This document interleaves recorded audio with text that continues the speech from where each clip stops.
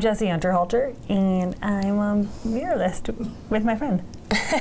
Me, I'm her friend. I'm Katey Troon.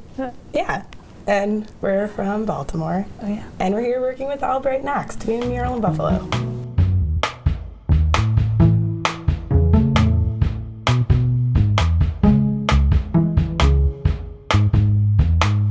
We met in college, and so that was like 15 years ago. And we went to MICA, and we developed as artists together, so we though we didn't always collaborate, we were learning and exploring together the whole time since college. Of our friends she got a mural gig in college, and I think we helped her out on that. And then that was kind of like our introduction to public art. And so I guess when we were like, let's just go for this 5 years ago, we made sense to just paint murals. The way that we work is like generally based on the architectural, the building or the surface that we're working on. That's like kind of our starting off point. We use our shapes and lines and colors to kind of like transform it and bring people through the space. I think we try to think about movement a lot. That's like always got to be a really good flow. And I think there's like usually layers in our mind. Like I think we paint almost like we're screen printing, and we have like a foreground and a background, and then we often have strings on top, which we think of. I think that's like a big challenge of creating a mural. I mean, especially with this wall, I think it's like 280 feet long. So how do you keep that interesting for the duration of whoever's driving by or walking by? I think you need to have some kind of changing elements or patterns in more detail. I think those are like things we think about to try and keep it interesting. We made a bunch of different designs for this space.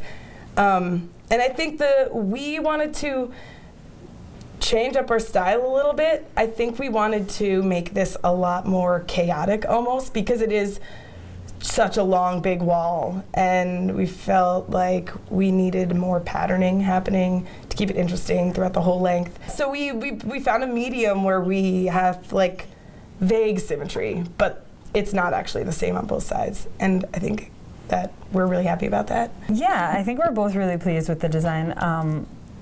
Yeah, this one, it's gonna be crazy. There's all these tick marks in the background that are kind of like are gonna give the mural a fuzz effect. We've done it on a very small scale before, so this one's going to be like 40 feet of tiny tick marks.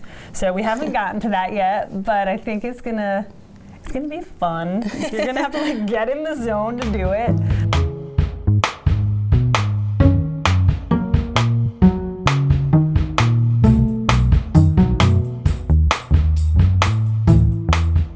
We like working in the public a lot. We used to make like assemblage pieces, so we would then be exploring the environment to get inspiration, and I think then it made more sense, the idea of public art, like working in the public and meeting people and getting to know communities, really interested us. Sometimes we will work on concepts with people or have them sort of like facilitate them designing something, and then we work with their designs, so we'll have design workshops.